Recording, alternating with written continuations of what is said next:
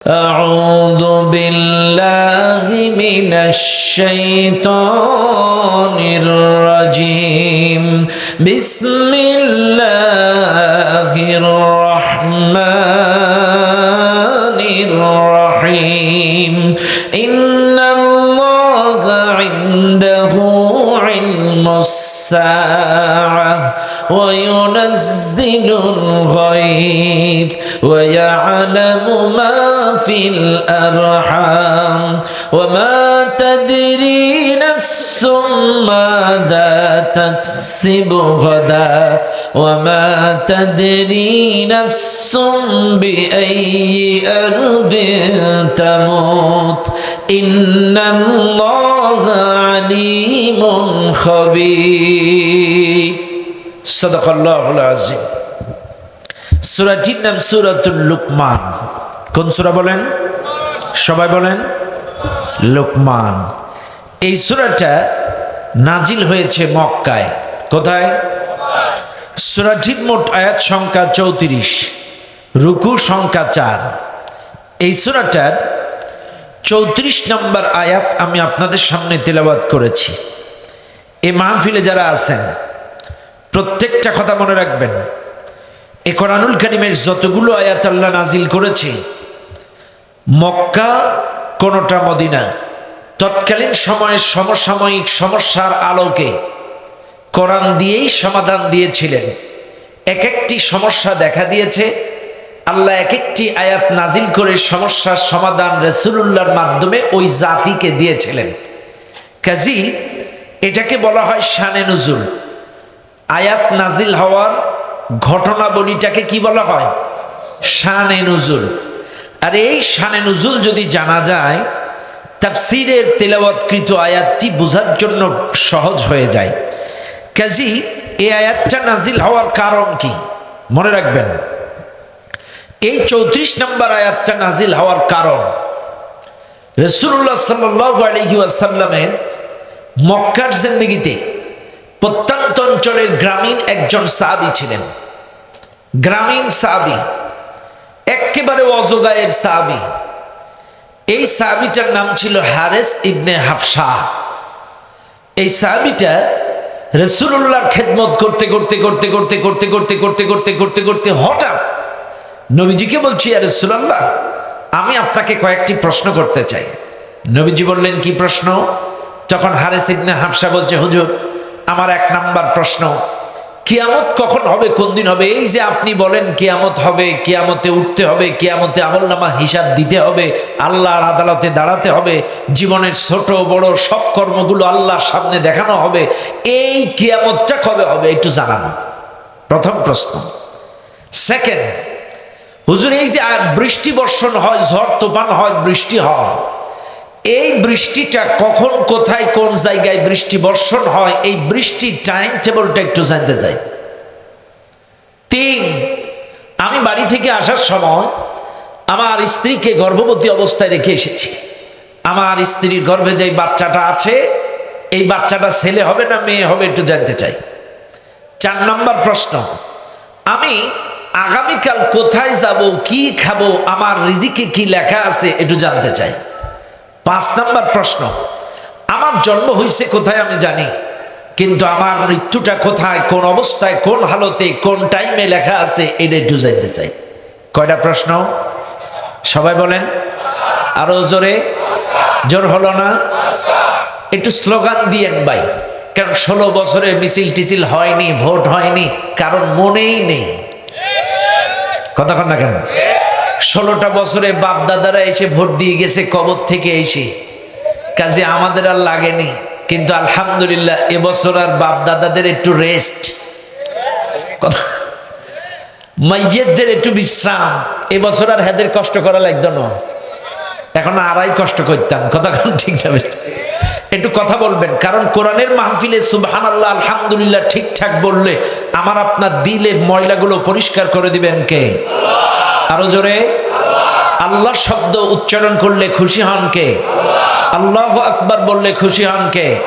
সুবহানাল্লাহ বললে খুশি হন কে? হ্যাঁ, যত বেশি আল্লাহর নাম নেবেন আপনার থেকে শয়তান পালিয়ে যাবে, আপনার দিলটা পরিষ্কার হয়ে যাবে। আসেন, এই 5টা প্রশ্ন যখন হারেস ইবনে হাফসা রাসূলুল্লাহকে করলেন, সাথে সাথে আল্লাহর পক্ষ থেকে এই 5টা প্রশ্নের জবাব এই আয়াতটার মাধ্যমে রাসূলুল্লাহকে জানিয়ে দিলেন। কারণ আমার নবীর কিন্তু এই 5টা প্রশ্নের জবাব মুখস্থ ছিল না। আল্লাহ পাক এই আয়াতটা নাজিল করে হারেস ইবনে হাফসার 5টা প্রশ্নের জবাব দিয়েছেন। কি সেই প্রশ্নের জবাব শুনবেন আপনারা?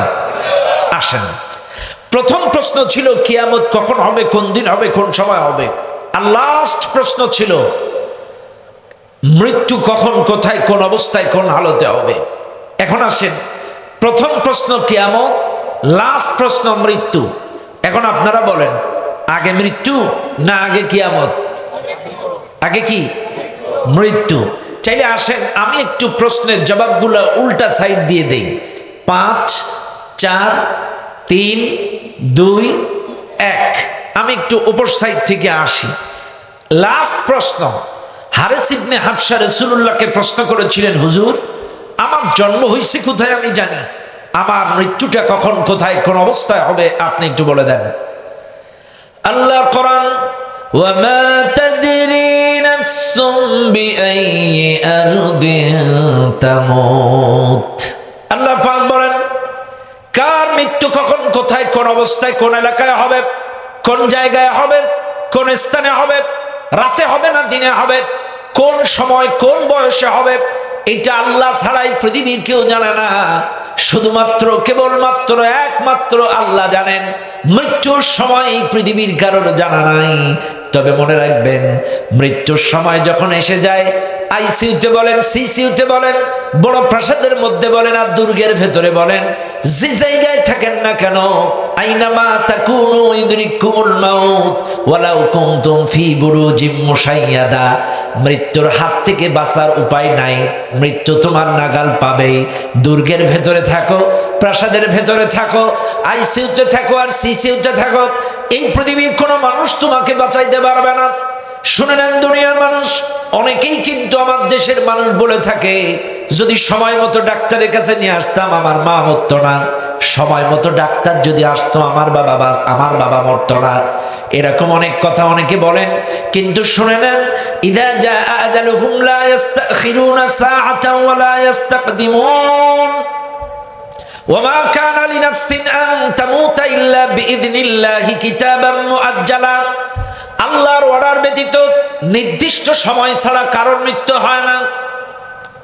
আল্লাহর অর্ডার ব্যতীত নির্দিষ্ট সময় ছাড়া।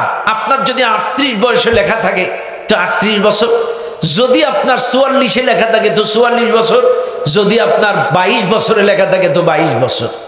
মনে রাখবেন ভাইরা আমার, আল্লাহর অর্ডার ব্যতীত নির্দিষ্ট সময় ছাড়া কারোর মৃত্যু, আর মৃত্যুর সময় যখন আসবে 1 সেকেন্ড কমানো বা বাড়ানোর ক্ষমতায় পৃথিবীর কাউকে দেওয়া হবে না। এই যে কয়দিন আগে আপনারা দেখছিলেন পদ্মা সেতু টোল দেওয়ার সময় স্বামী, ছেলে, স্ত্রী, এক মোটর সাইকেলে 3 জন, স্বামী, স্ত্রী, ছেলে। আরে দেখে চোখের পানি রাখতে পারি নাই, কি মর্মান্তিক মৃত্যু। বাবা টোল দিচ্ছে পকেট থেকে টাকা বার করে, এদিকে পেছন থেকে ব্রেক ফেল হয়ে পরিবহন একটা এসে স্ত্রী আর ছেলেটাকে পিষে মেরে দিয়ে গেল চোখের সামনে।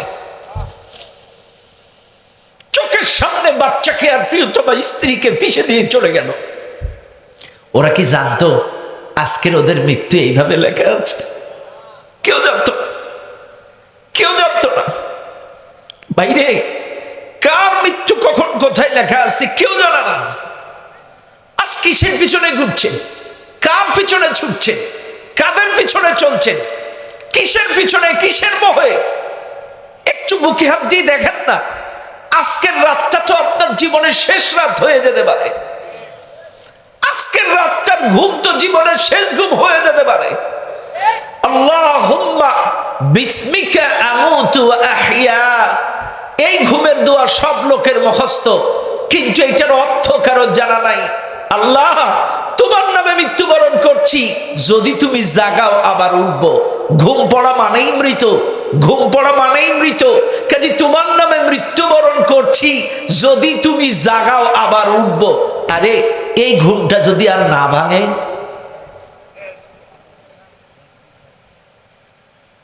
ঘুম যদি ভাঙে সকাল, আর যদি না ভাঙে পরকাল, এই সত্য জিনিসটা কেন বিশ্বাস করেন না?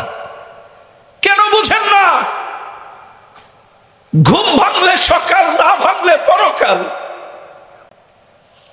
আজ আছি সবার মাঝে, থাকবো কি জানি না কাল। ও থাকবো কি জানি না কাল। এ জীবন সে যাবে আধারে, আলো নিয়ে আসবে না সকাল। থাকবো কি জানি না কাল। ও থাকবো কি জানি না কাল। এটাই তো জীবন, এটাই জীবন। ওমা তাদরি নাফসুম বিআইয়ি আরদিন তামুত। কার মৃত্যু কখন কোথায় কোন অবস্থায় হবে কেউ জানে না। তবে শুনে নেন, যার মৃত্যু যেই অবস্থায় হবে ওই অবস্থায় আপনাকে কিয়ামতে উঠতে হবে। যার মৃত্যু যেই অবস্থায় হবে ওই অবস্থায় আপনাকে কিয়ামতে উঠতে হবে। এইবার আপনি জানেন আপনার সম্পর্কে, আমি তো আর জানি না। যদি আপনার তাসের আড্ডায় মৃত্যু হয়, তাস খেলতে খেলতে কিয়ামতে উঠবেন। যদি মাদকের আড্ডায়, গাজার আড্ডায় মৃত্যু হয়, গাজা খাইতে খাইতে কিয়ামতে উঠবেন। পার্কে ইফটিজিং, পরকীয়ায়, নারী আসক্তে, জেনা করতে করতে যদি মৃত্যু হয়, জেনা করতে করতে কিয়ামতে উঠবেন। আপনার যদি ক্রামবোর্ড খেলতে খেলতে মৃত্যু হয়, ওখানে খেলতে খেলতে মারা যাবেন। জুয়ার আড্ডায় যদি উঠবেন, জুয়া খেলতে খেলতে যদি মারা যান, জুয়া খেলতে খেলতে কিয়ামতে উঠবেন। ইসলামের বিরোধিতা, আলেম উলামার বিরোধিতা করতে করতে যদি মারা যান, ওই অবস্থায় ইসলাম বিদ্বেষী হিসেবে কিয়ামতে উঠবেন। আর যদি আপনার মৃত্যুটা ইমানের হালাতে হয়, ইমান হালাতে উঠবেন। যদি নামাজের সেজদারত অবস্থায় হয়, সেজদারত অবস্থায় উঠবেন। যদি কোরআন তেলাওয়াত করতে গিয়ে হয়, কোরআন পড়তে পড়তে উঠবেন। যদি আল্লাহর জন্য, দ্বীনের জন্য, ইসলামের জন্য, ইসলামী হুকুমত কায়েমের জন্য, দ্বীন বিজয়ের রাস্তায় যদি শাহাদাতি মৃত্যু হয়ে যায়, রক্ত মাখা কাপড় নিয়ে, শাহাদাতের চিহ্ন নিয়ে কিয়ামতে আল্লাহর সামনে উঠবেন। যার যে অবস্থায় মৃত্যু হবে সে সেই অবস্থায় কিয়ামতে উঠবে। বাইরে এক সেকেন্ড গ্যারান্টি নেই আপনি কোন অবস্থায় মৃত্যুবরণ করবেন, কেউ জানে না। এজন্য সদা সর্বদা ভালো মৃত্যুর আশা আকাঙ্ক্ষা পোষণ করতে হয়। ভালো মৃত্যু চাইতে হয়, আল্লাহর কাছে চাইতে হয়। আমার এলাকায়, বুঝছেন, এক এলাকায়, আমার এলাকার এক ভাই আছে নাসিম, বড় একজন ব্যবসায়ী নাসিম ভাই, রড সিমেন্টের ব্যবসায়ী। এই নাসিম ভাইয়ের শ্বশুর, নাসিম ভাইয়ের শ্বশুর উনি হজ করতে যাচ্ছে। ওনার সারা জীবনের আশা আকাঙ্ক্ষা আমার মৃত্যুটা যেন মদিনার মাটিতে হয়। আমি যেন হজ করতে যে মদিনার মাটিতে মৃত্যুবরণ করি, এটা নাসিম ভাইয়ের শ্বশুরের স্বপ্ন, আশা আকাঙ্ক্ষা। এখন নাসিম ভাইয়ের শ্বশুর হজ করতে গেছে, মক্কার সব কাজ শেষ, মদিনায় গেছে। মদিনায় ঘুরছে ফিরছে, দোয়া কিন্তু একটাই, আল্লাহ মদিনার মাটিতে যেন আমার মৃত্যু হয়। মদিনার মাটিতে রাসূলুল্লাহর রওজার সামনে দাঁড়িয়ে মায়ের কাছে ফোন দিছে বাংলাদেশে, মা কেউ না জানো, তুমি তো জানো আমার সারা জীবনের স্বপ্ন মদিনার মাটিতে যেন আমার কবরটা হয়ে যায়। মা তুমি আমার জন্য দোয়া করো, আল্লাহ যেন আমার দোয়া কবুল করে। মা বলতেছে, বাবা, মা কখনো সন্তানের মৃত্যু কামনা করতে পারে না, কাজে আমি দোয়া করছি আল্লাহ তোর মনের নেক আশাটা পূরণ করে দিক। আল্লাহর কি ইচ্ছা, ওই দিনে মদিনায় মারা গেছে, ওই দিনেই মারা গেছে। এজন্য ভালো মৃত্যুর আশা পোষণ করতে হয়, চাইতে হয়, কামনা করতে হয়। কোরআনের পাখি শহীদ আল্লামা দিলওয়ার হুসাইন সাঈদী রাহিমাহুল্লাহ সারা জীবন শাহাদাতি তামান্না আশা পোষণ করেছেন, আল্লাহ তুমি আমাকে শাহাদাতে মৃত্যু দিও, তুমি আমাকে শহীদে মৃত্যু দিও। আল্লাহ তাকে শহীদের মৃত্যু দিয়েছেন। কথা বলেন না কেন? এটা চাইতে হয়। আল্লাহর কাছে আশা আকাঙ্ক্ষা পোষণ করতে হয়, চাইতে হয় আল্লাহ আমাকে ভালো মৃত্যু দিও, ইমানের হালাতে মৃত্যু দিও, নামাজরত অবস্থায় মৃত্যু দিও, কোরআনরত অবস্থায় মৃত্যু দিও। কারণ কার মৃত্যু কখন কোথায় হবে কিচ্ছু বলার নেই। শুনে নেন দুনিয়ার মানুষ, আজরাইল এসে জান কবজ করবেন। ওয়াজাআত সাকরাতুল মাউত বিল হক যালিকা মা কুনতা মিনহু তাহিদ।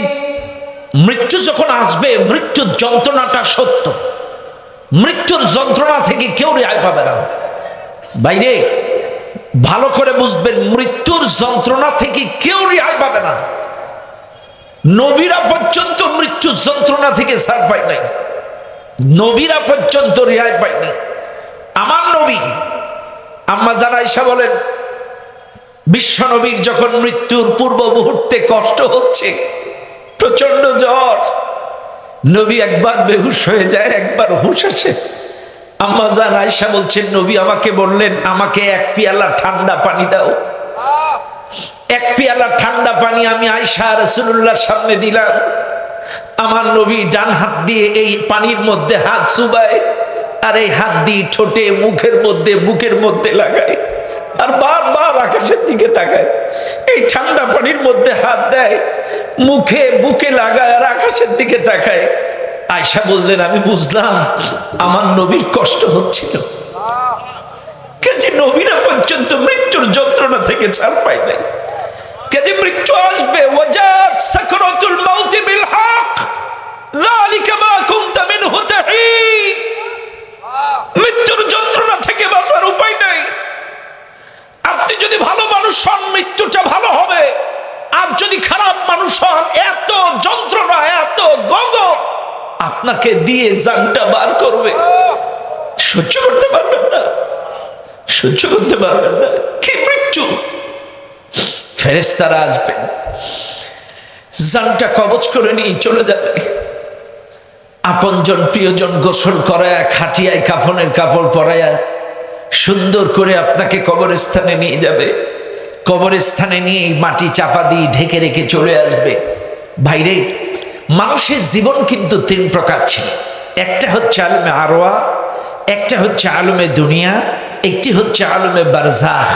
প্রাথমিক পর্যায়ে আমরা ছিলাম আলমে আরওয়ায়, রুহের জিন্দেগিতে। প্রসেসিং এর মাধ্যমে এসেছে আলমে দুনিয়ায়, আর এই দুনিয়ার জিন্দেগি শেষ করে আমাদেরকে যেতে হবে আলমে বারজাখ, কবরের জিন্দেগিতে প্রবেশ করতে হবে। এখন আপনাকে আমাকে কবরের মধ্যে রেখে আসলো। রেখে আসার পরে মনে রাখবেন, এই দুনিয়ার মানুষ, আপনাদেরকে বুঝাচ্ছি, কার মৃত্যু কখন কোন জায়গায় হবে কিচ্ছু বলার নাই। চাইলে মৃত্যুর প্রিপারেশনটা আপনার আমার নেওয়া লাগবে, প্রস্তুতিটা থাকা লাগবে। এই যে সামনে দাখিল পরীক্ষা শুরু হয়েছে নাকি? দাখিল পরীক্ষা কবে থেকে? এসএসসি এপ্রিলে দিছে না? পরীক্ষা এপ্রিলে পরীক্ষা। তাইলে পরীক্ষার আগে কিন্তু মানুষের প্রস্তুতি থাকে কি থাকে না? থাকে থাকে থাকে। চাইলে কার কখন মৃত্যু হবে, এখানে তো একটা এনশিওর করা হয়েছে যে এপ্রিলে পরীক্ষা, শিওর করা হয়েছে এপ্রিলে। চাইলে সেই অনুযায়ী প্রিপারেশন নেওয়ার সুযোগ আছে। কিন্তু মৃত্যু কার কখন হবে, এপ্রিলে না মার্চে, এটার কিন্তু কোনো তারিখ ঘোষণা হয় না। কার মৃত্যু কখন হবে, চাইলে আমাদের কিন্তু প্রিপারেশন নিতে হবে। বাইরে কবরে মানুষকে রাখার পরে মনে রাখবেন, একটা পরীক্ষা হবে সাইকোলজিক্যাল, আর তিনটা পরীক্ষা হবে মৌখিক। এই মাহফিলে যারা আছেন একটু খেয়াল করবেন, একটু বোঝানোর জন্য বলছি। প্রথম পরীক্ষা, আপনাকে কবরে যখনই রাখা হবে, রাত 8টায়, রাত 10টায়, রাত 3টায়, সকাল 6টায়, সকাল 10টায়, দুপুর 1টায়, যেই টাইমেই আপনাকে কবরটা দেখ না কেন, আপনার কবরের টাইমটা হবে আসর টু মাগরিব। কোন টাইম? আসর টু মাগরিব। আপনারা আকাশের দিকে তাকাবেন, আসর টু মাগরিবের ভেতরে সূর্যটা পশ্চিম আকাশের দিকে ঢুলে থাকে। কথা কন না? আসর টু মাগরিবের মাঝখানে সূর্যটা পশ্চিম আকাশে হেলে থাকে, লালচে লালচে ভাব হয়, এই অবস্থায় সূর্যটা থাকে। তো আপনাকে যখন কবর থেকে জীবিত করা হবে, তখন ওই সূর্যের অবস্থাটা পশ্চিম আকাশে থাকবে। ফেরেশতারা যখন তুলবে, আল্লাহর বান্দা ওঠো, যখনই প্রশ্ন করতে যাবে তখন আল্লাহর বান্দা বলবে না'আম নুসাল্লি, আল্লাহর বান্দা ফট করে বলবে, বান্দা, এই বান্দা যদি প্রকৃত অর্থে নামাজি হয়ে থাকে, দিনদার হয়ে থাকে, পরেজগার হয়ে থাকে, আল্লাহর বান্দা বলবে, ও ফেরেশতারা, আমি ঘুমানোর কারণে নামাজ পড়তে পারি নাই, ওই যে আসরের রক্ত চলে যাচ্ছে, আগে আমার একটু অজুর পানি দাও, আমি অজু করে নামাজটা পড়ে নেই। সব প্রশ্নের জবাব পড়ে। এটা সুবহানাল্লাহ বলবেন না? আপনি যদি নামাজি হয়ে থাকেন, আপনি যদি নামাজি হয়ে থাকেন, তাইলে জবাবটা কি হবে? আমি না ঘুমিয়েছিলাম, ঘুমের কারণে আমি আসরের নামাজটা পড়তে পারি নাই, ওই যে ওয়াক্ত চলে যাচ্ছে, সব প্রশ্ন পরে, আগে একটু অজুর পানি দাও, আসরের নামাজটা আদায় করে নে। আজ যদি নামাজ না পড়েন, কিসের পানি আর কিসের রক্ত? কথা বুঝেন নাই? একটা উদাহরণ দিলে আপনারা বুঝবেন। একজনের বাড়ি খাটের নিচে একটা বিষধর সাপ ঢুকছে। কি ঢুকছে? সাপ। সাপ, বিষধর সাপ। নাম বলেন তো একটা। পানক সাপ। পানক সাপ। আর যেটার বিষ নাই, এটার একটা নাম বলেন। ঢোড়া সাপ। আচ্ছা, পানক সাপ হলো বিষধর সাপ, আর ঢোড়া সাপ হলো বিষ ছাড়া সাপ। এবার আসেন, খাটের নিচে একটা পানক সাপ ঢুকছে। সাপোজ, বোঝানোর জন্য বলছি। এলাকার লোক বলছে, তুমি একা একা ধরতে যাইও না, তোমারে কামড় মারবে, তুমি একটা সাপুড়ি ডাক দাও, সাপুড়ি এসে বিন বাজায়া সাপটা ধরে নিয়ে যাবে। কেন সাপুড়ি ডাকবে? কারণ সাপুড়ির ওই বিনটা বাজাইলে বিষধর সাপ সেন্সলেস হয়ে যায়, মাতাল হয়ে যায়। ওই বাঁশির সুরে এত মাতাল হয়ে যায়, কখন যে সাপুড়ির কাছে ধরা দেয় ও নিজেও টের পায় না, খপ করে ধরে এর ব্যাগের মধ্যে ঢুকায় ফেলায়। এই জন্য আপনারা দেখবেন সাপুড়িরা ওই যে পানক সাপের কাছে সাপুড়িরা বিন বাজায়, ঢোড়া সাপের কাছে কিন্তু বাজায় না। কারণ এর কাছে বাজাইলে এটা কাম হবে না, কারণ কি নাই? বিষ নাই। ওটা বাজাইলে ও মাতাল হবে না, সেন্সলেস হবে না। বিন সুরলে কেবলমাত্র বিষধর সাপেরাই মাতাল হয়, সেন্সলেস হয়।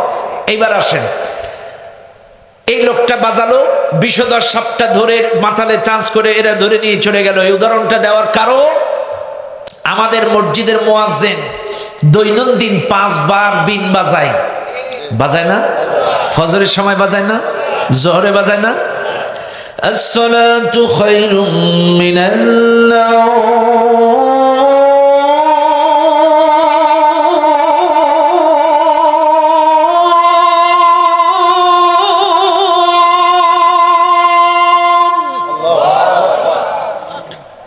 حي على الصلاة।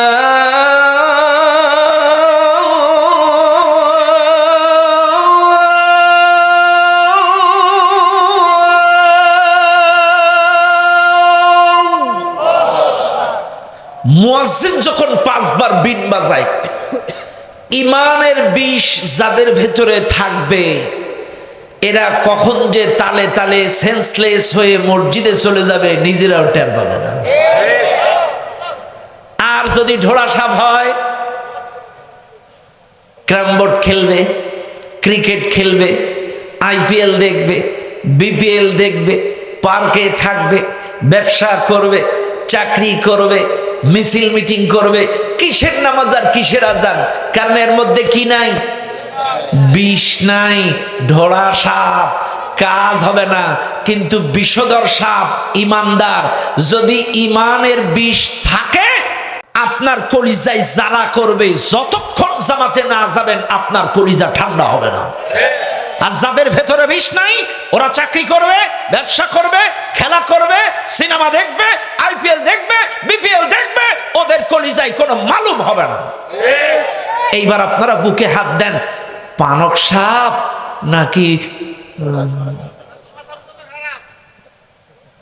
কথা বুঝেননি? এর চাইতে সহজ উত্তর আমার কাছে আর নাই। আপনি কি পানক সাপ নাকি ঢোড়া সাপ? আজকে আমি বাজার দিয়ে ঢোকার সময় গাড়ি ঢুকাইতে পারছি না, এত লোক। কিন্তু দেখেন, যাদের মধ্যে বিষ আছে তারা ঠিকই এসে বসে গেছে, ঢোড়া সাপগুলো ঠিকই জায়গা মতো আস। কথা কানা?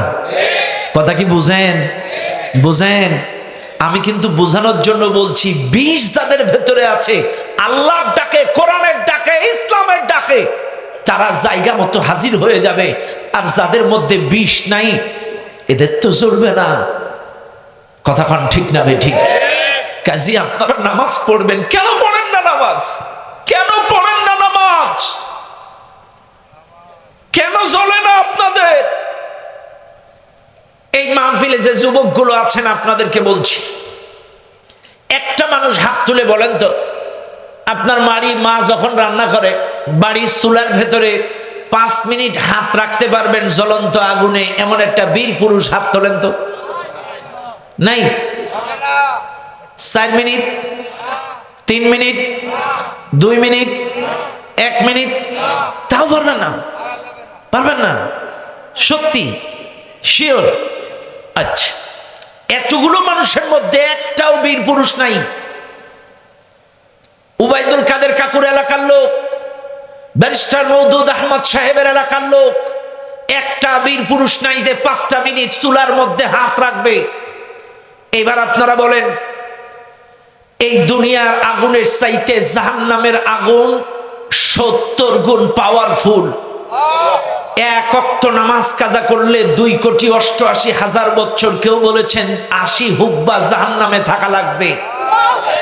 1 ওয়াক্ত 5টা মিনিট চুলায় হাত রাখতে পারেন না, 5টা মিনিট, 1টা মিনিট আগুনে হাত রাখতে পারেন না, চাইলে 1 ওয়াক্ত নামাজের জন্য 2,88,000 বছর।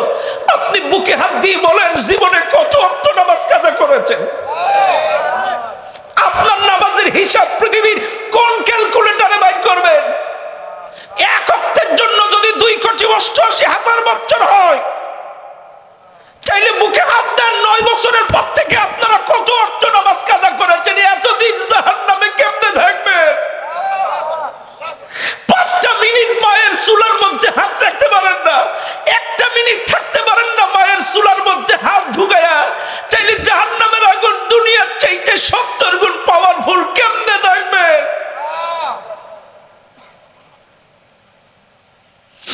কেমনে সহ্য করবেন?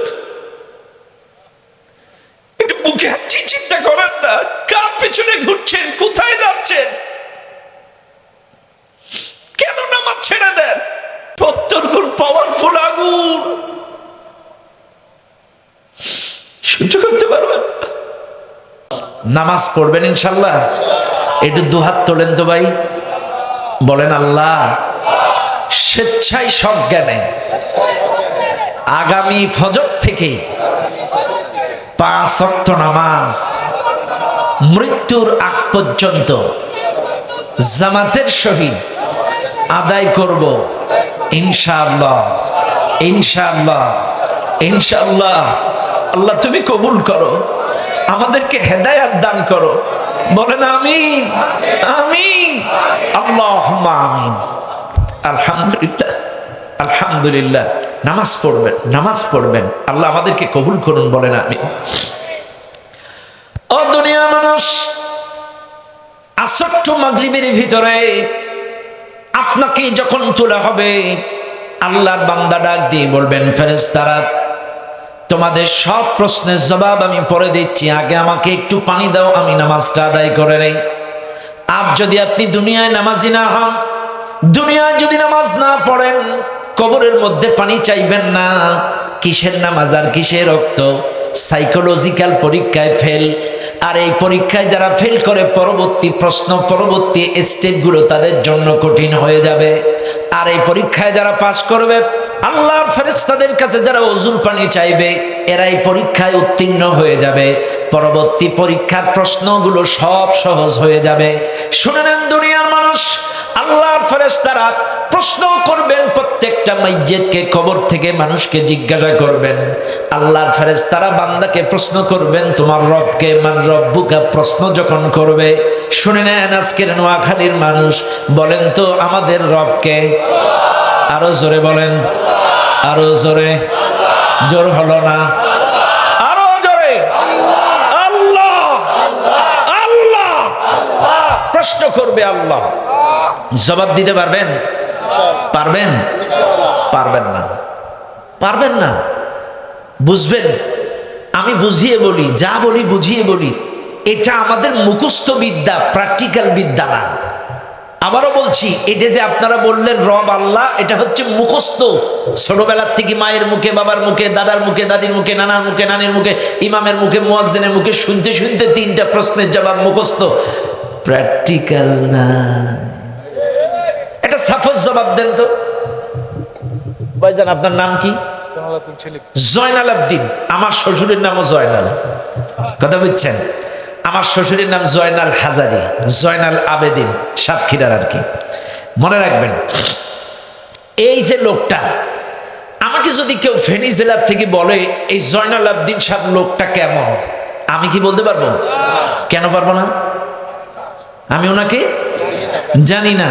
হ্যাঁ, ওনার সম্পর্কে যদি বলতে হয়, ওনার সাথে দীর্ঘদিন ওঠা বসা, লেনদেন, খাওয়া দাওয়া, আওয়া যাওয়া, দীর্ঘদিন যদি চলাফেরা থাকে, তাইলে আমি বলতে পারবো আলহামদুলিল্লাহ লোকটা ভালো। আর যদি আজকেই প্রথম দেখলাম, আমি ওনার সম্পর্কে বলতে, এইবার আপনারা বলেন, চাইলে ওনার সম্পর্কে বলতে গেলে উঠা বসা, লেনদেন, খাওয়া দাওয়া, থাকা, চলাফেরা, একই সাথে বসা, চা খাওয়া, দীর্ঘদিন যদি উঠা বসা থাকে তাহলে বলা যায়, নাইলে ফার্স্ট চান্সে বলা যায় না লোকটা কেমন।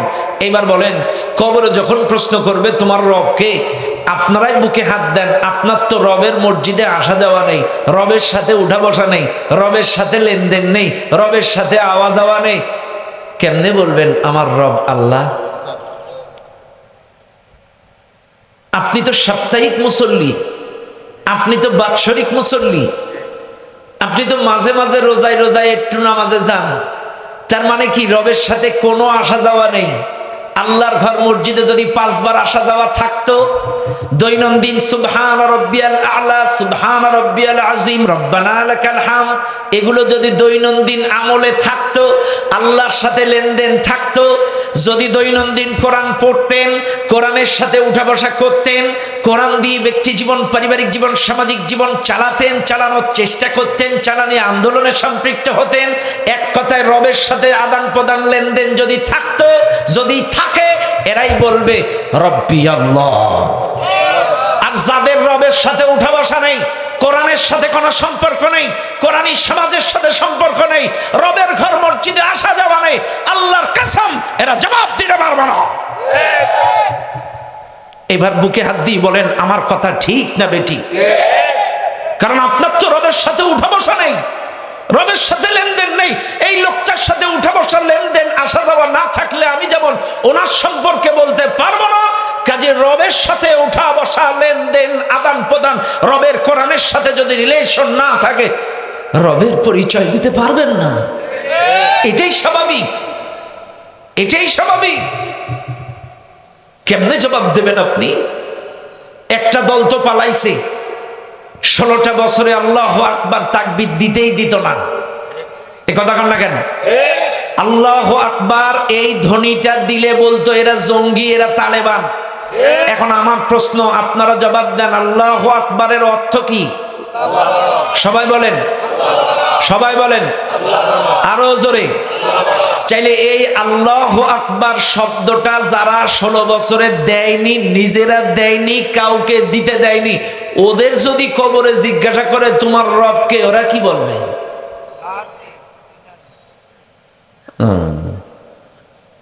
কথা বুঝেন নাই? বুঝছেন?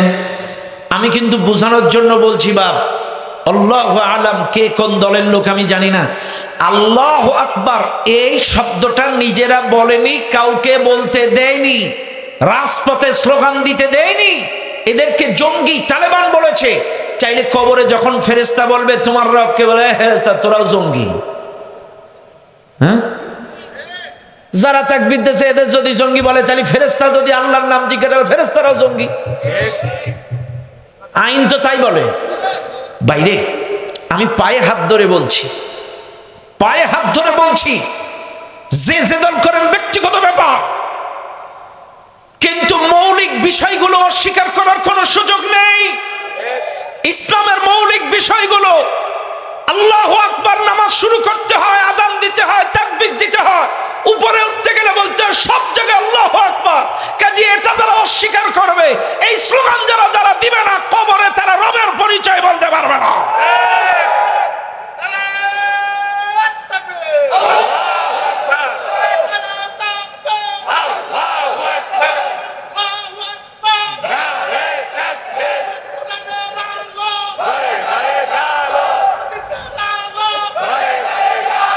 মনে রাখবেন এই মাহফিলে যারা আছেন, কাজী আপনাকে আমাকে মনে রাখতে হবে, আমার আপনার প্র্যাকটিক্যালে থাকবে যেটা, কবরে প্রশ্নের জবাবে বাইরবে।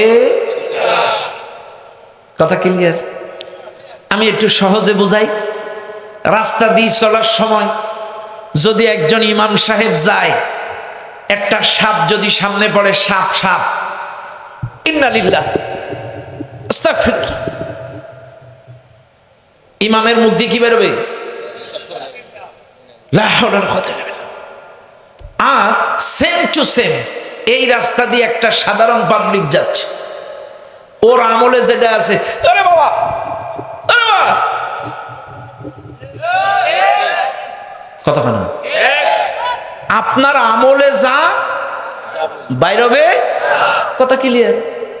আপনার আমলে যদি আল্লাহ লা হাওলা ওয়ালা কুওয়াতা ইল্লা বিল্লাহ, ইন্না লিল্লাহি আস্তাগফিরুল্লাহ এগুলো যদি থাকে বাইরবে তাই। আর যদি আমলে গালিগালাজ থাকে, এর বাচ্চা তার বাচ্চা, বাইরবে না। কে কথা বলছে এখানে? এ কে? এটা কে?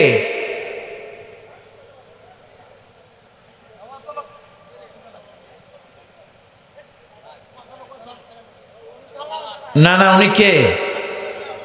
ছোট বাচ্চারা?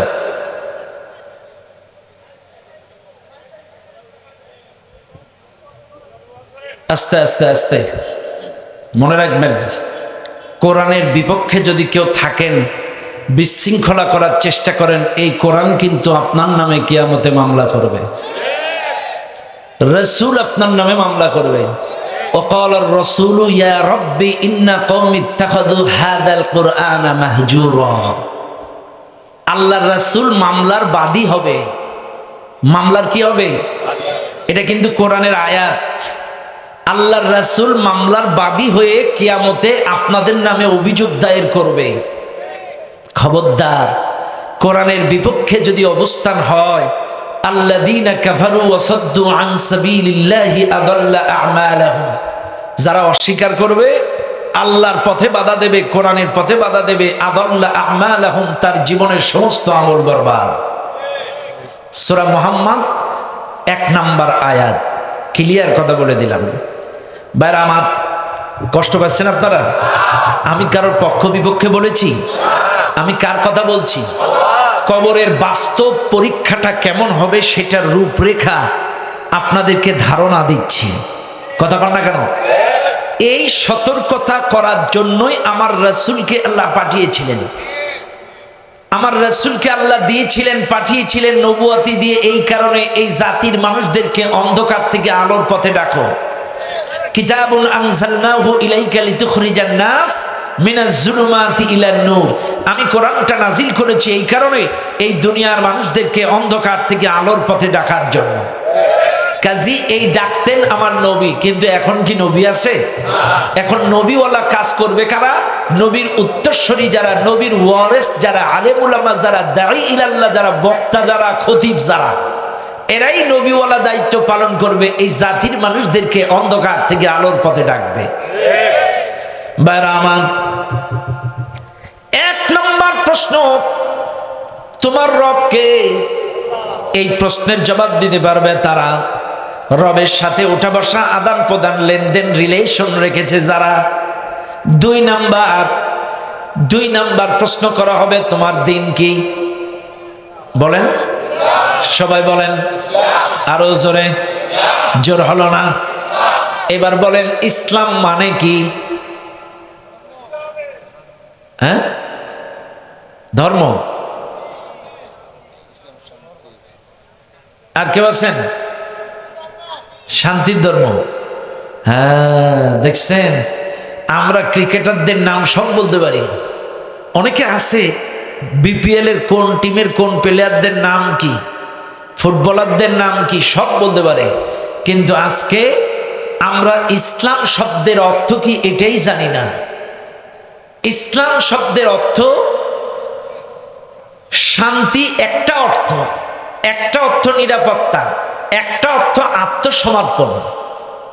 ইসলাম মানে কি? আত্মসমর্পণ। মুসলিম মানে আত্মসমর্পণকারী। খেয়াল করবেন, চাইলে ইসলাম শব্দের অর্থ যদি নিরাপত্তা হয়, ইসলাম শব্দের অর্থ যদি শান্তি হয়, ইসলাম শব্দের অর্থ যদি জীবন ব্যবস্থা হয়, এবার আপনারা বলেন তাইলে সেই শান্তি কি সমাজে আছে? আছে? তাইলে সেই শান্তি যদি সমাজে না থাকে, কবরে কি না দিন ইসলাম? শান্তি প্রতিষ্ঠায় আপনাদের কি ভূমিকা ছিল? কতটুকু ভূমিকা আপনার ছিল? নিরাপত্তার সমাজ প্রতিষ্ঠায় আপনার কি কতটুকু ভূমিকা ছিল? কি করেছেন আপনার 60 বছরের জিন্দেগিতে? ইসলাম মানে শান্তি, ইসলাম মানে নিরাপত্তা, ইসলাম মানে আত্মসমর্পণ, ইসলাম মানে জীবন ব্যবস্থা, দিন মানে জীবন ব্যবস্থা। দিনের অর্থ ইসলামী জীবন ব্যবস্থা। দিন মানে রাষ্ট্রীয় আইন, দিন মানে আনুগত্য, দিন মানে বিচার দিবস, দিন মানে খালেস নিয়তে ইবাদত। আমার দেশের মানুষ একটা অর্থ নিয়ে লাফালাফি করে, একটা অর্থ নিয়ে লাফালাফি করে। কিন্তু শুনে নেন, আবারও বলছি, প্রশ্ন করবে তোমার দিন কি? দিন শব্দের অর্থ রাষ্ট্রীয় আইন, দিন শব্দের অর্থ বিচার দিবস, দিন শব্দের অর্থ আনুগত্য, দিন শব্দের অর্থ ইসলামী জীবন ব্যবস্থা, দিন শব্দের অর্থ খালেস নিয়তে ইবাদত করা, দিন শব্দের অর্থ বিচার দিবস। এইবার বলেন এগুলো মানেন?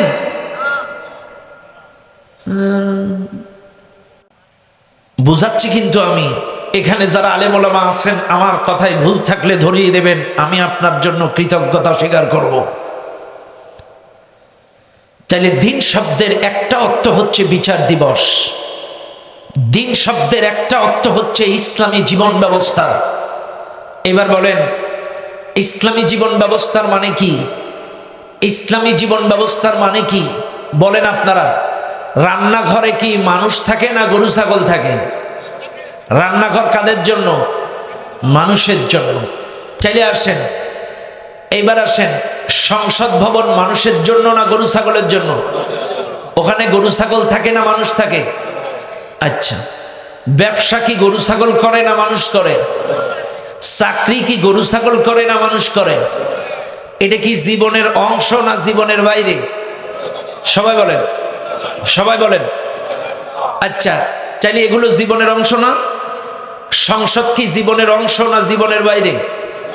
কবরের অংশ, কিয়ামতের অংশ, রুহের জগনের অংশ, এটা সবই জীবনের। রান্নাঘর জীবনের অংশ, ব্যবসা জীবনের অংশ, চাকরি জীবনের অংশ, বিচার জীবনের অংশ, রাজনীতি জীবনের অংশ, সংসদ জীবনের অংশ। সবই যদি জীবনের অংশ হয়, চাইলে দিনের অর্থ হচ্ছে ইসলামী জীবন ব্যবস্থা। চাইলে রান্নাঘর থেকে শুরু করে জীবনের সব জায়গায় ইসলাম অনুযায়ী চলতে হবে। এটা কোনো দলাদলি না, কোনো পক্ষপাতিত্ব না। কারণ আপনার কবরের প্রশ্নের জবাব বলছি আমি, কবরের উত্তর বলছি। সব দলের মানুষের একই প্রশ্ন।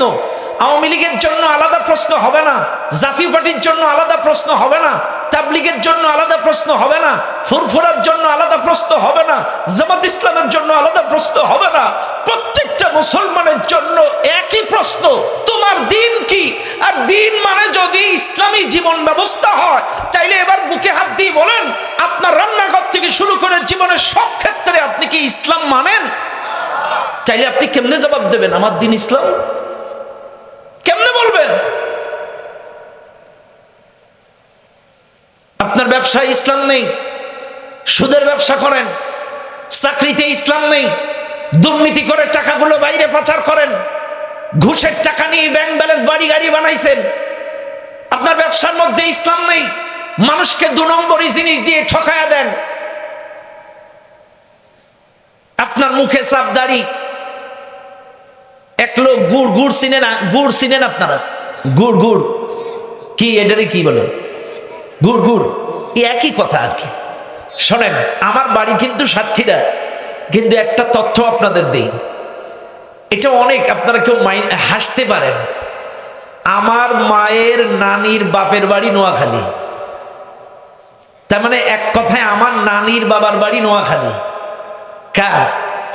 নানি। নানির বাবার বাড়ি নোয়াখালী। কথা বুঝছেন নি? নানির বাবার বাড়ি, তার মানে আমার নানির ভাইয়েরা বাবারা ব্যবসা করতো যশোরে।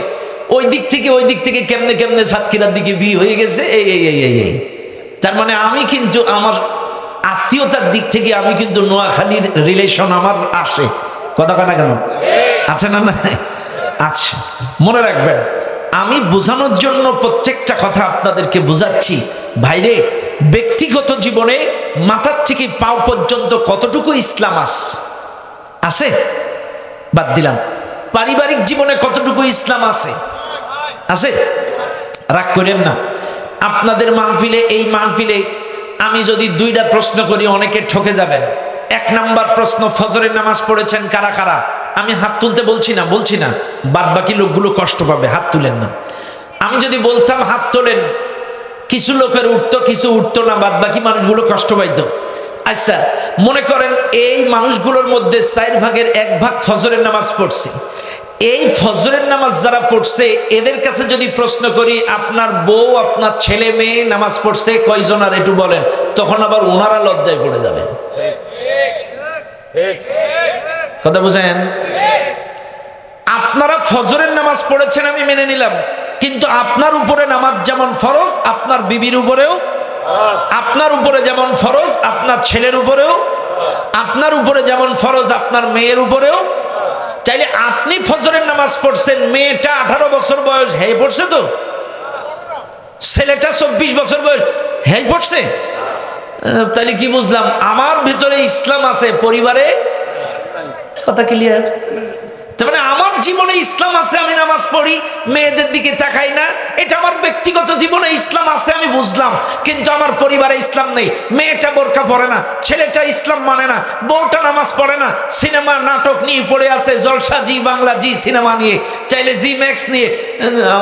ইসলাম খারাপ লাগছে আপনাদের? আমি কিন্তু বোঝানোর জন্য বলছি, রাগ করবেন না। আপনাদের নোয়াখালী কোনো পার্ক আছে? কি park? Green park. Green park. মনে রাখবেন, এমনও লোক আছে এই মাহফিলে জোহরের নামাজ পড়ে জামাতে, আর ওনারই 18 বছরের মেয়েটা বা ওনারই 22 বছরের ছেলেটা গ্রিন পার্কে পরনারী বা পর ছেলের সাথে বাদাম খাচ্ছে জামাতে। নোয়াখালীর মেয়ে ছেলেরা এরকম না, আমি জানি। হ্যাঁ, চাইলে আমি নামাজ পড়ছি জামাতে, আমার মেয়েটা বাদাম খাচ্ছে বন্ধুদের সাথে গ্রিন পার্কে জামাতে। এবার আল্লাহ কোন জামাতটা কবুল করবে আপনারাই বলেন। তাহলে যা বুঝার বুঝলাম, আমার ব্যক্তিগত জীবনে ইসলাম আছে, পরিবারে ইসলাম বাদ দিলাম। এবার আসেন, আমার অর্থনৈতিক জীবনে, বাণিজ্যিক জীবনে, ব্যবসায়িক জীবনে ইসলাম আছে? সবাই বলেন, রাগ করবেন না, আপনাদেরকে বোঝানোর জন্য বলছি। এক লোক থানার সামনে আম বিক্রি করছে, আম থানার সামনে। থানার ওসি ডিউটি শেষ করে বলছে, এই তোমার আম মিষ্টি হবে। আরে কি যে কনসার, আম খাইবেন তো গুড় খাইবেন। ওসি তো বিরাট খুশি, 5 কেজি দাও। আমওয়ালা 5 কেজি আম দিয়ে দিছে। পরের দিন ওসি বাড়ি যে আম কেটে গালে দিয়ে দেখে, আরে টক, অসম্ভব টক। ওসি তো মেজাজ গরম, আর জানেনই তো 16 বছর ওরা মোটামুটি র্যাঙ্কিং এ ছিল, মানুষকে মানুষ মনে করেনি। খেয়াল করেন, সেই র্যাঙ্কিং। পরের দিন এসে, নির্লজ্জ তোরে আমি জিজ্ঞাসা করলাম তোর আম মিষ্টি হবে, তুই বললি স্যার আম খাইবেন তো গুড় খাইবেন, আই তোর আম তো টক। বলছে, স্যার আমি তো মিছা কথা কই নাই, এই জন্যই আমি বলেছিলাম আম খাইবেন তো গুড় খাইবেন, তার মানে এত টক হবে আপনার গুড় খাওয়া লাগবে।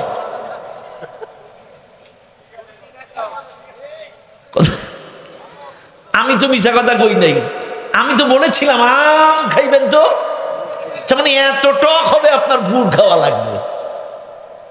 মিছা কথা কইছে? এরকম ব্যবসায়ী আমাদের দেশে নাই? আসেনি? আমি সিলেটে মাহফিলে যাচ্ছি। সিলেটে যাওয়ার সময় শায়েস্তাগঞ্জ, চেনেন না? শায়েস্তাগঞ্জ, এখানে খাড়াইছি রাত 3টার দিকে একটু চা খাবো। এখন দোকানে টাও থাকে, চা টা, টা মানে কি ওই খাদ্য খাবার, এটা ওটা এটা এটা এটা এটা কে কে হাত দেয়, মেয়াদ নেই, এক্সপায়ার। এরপরে বিস্কুটে হাত দেয়, মেয়াদ নেই, জুসে হাত দেয়, মেয়াদ নেই, যেটাই হাত দিই সেটাই ডেট এক্সপায়ার। মনে দুঃখে বললাম ঠিক আছে এই টা খাবো না, চাই দেন। চাটা খাওয়ার পরে চিন্তা করলাম লং সফরে আসি, সিলেটে যে একটু কাপড় চোপড় ধোয়া লাগবে, তো আমাকে 2টা সার্ফ এক্সেল দেন, 5 টাকা 2টা সার্ফ এক্সেল দিছে। এখন সার্ফ এক্সেল 2টা পকেটে নিয়ে আমি রাতে সিলেটে চলে আসলাম। ঘুম টুম পাইরে 11টার দিকে উঠে আমি সকালবেলায় এরকম আধা বালতি পানি নিয়ে একটা সার্ফ এক্সেল দিয়ে এত নাড়াই, কিন্তু ফেনা হয় না, এত নাড়াই ফেনা হয় না। আচ্ছা আর একটা ছিঁড়লাম, সেটাও এর মধ্যে দিলাম, আধা বালতি, ছোট বালতির আধা বালতি পানিতে 2টা সার্ফ এক্সেল দিছি, ফেনা হয় না। এই কিরে সব কিছুর মেয়াদ দেখলাম, এইটার তো মেয়াদ দেখিনি। দেখি তো বক্সটা, এই প্যাকেটটা খুলে দেখি এটা সার্ফ এক্সেল না, সুপার এক্সেল। কি সুপার এক্সেল? আমি চাইছি কি, দিছে কি, উনি কিন্তু দাড়িওয়ালা নামাজি। এটাই তো আমাদের ব্যবসা। আমি না হয় সচেতন, জুসের ডেটটা দেখলাম, পানির ডেটটা দেখলাম, কেকের ডেটটা দেখলাম। অনেক রিক্সাওয়ালা ভ্যানওয়ালা তো লেখাপড়া জানে না, এরা তো ডেট দেখে খায় না। এরা তো রাত সন্ধ্যার আগে বাড়ি যাওয়ার সময় একটা জুস নিয়ে যায়, আমার মেয়েটা ছেলেটা খাবে, আমার ছোট্ট বাচ্চাটা এই বিস্কুটটা এই কেকটা খাবে। ওরা তো আর ডেট ডেকে নিয়ে যায় না। ভাইরে আপনি দোকানদার, এই 1 মাসের ডেট এক্সপায়ার করা জুস, 1 মাসের ডেট এক্সপায়ার করা কেক আপনি বিক্রি করে দিলেন ভ্যানওয়ালা লোকটার কাছে, আর ওই কেকটা খেয়ে ভ্যানওয়ালা বাচ্চাটা ডায়রিয়া রোগ হলো, পরের দিন সিলেট মেডিকেলে ভর্তি। বলেন তো এই গুনার ভারটা কার যাবে? বেয়াদবি মাফ করবেন, আমি বোঝানোর জন্য বলছি। ভাইরে এই তো আমাদের ইসলাম। তার মানে মসজিদে ইসলাম আছে, নামাজে সুবহানাল্লাহ আলহামদুলিল্লাহ, অথচ দোকানে ব্যবসা করার সময় সব ডেট এক্সপায়ার, 2 নম্বর মাল। এই তো আমার ইসলাম। আস্তাগফিরুল্লাহ, আস্তাগফিরুল্লাহ।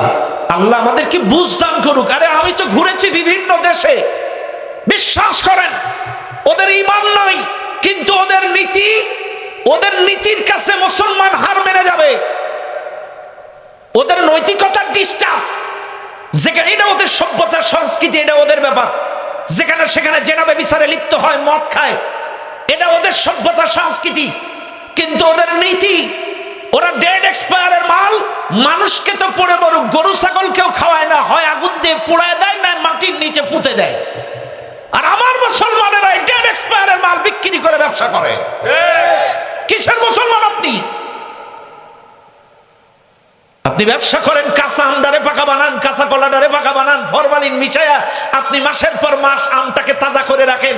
আপনি কি জানেন ফরমালিন যুক্ত ফল খাইলে, ফরমালিন যুক্ত খাবার খাইলে মানুষের কিডনি ড্যামেজ হয়ে যায়?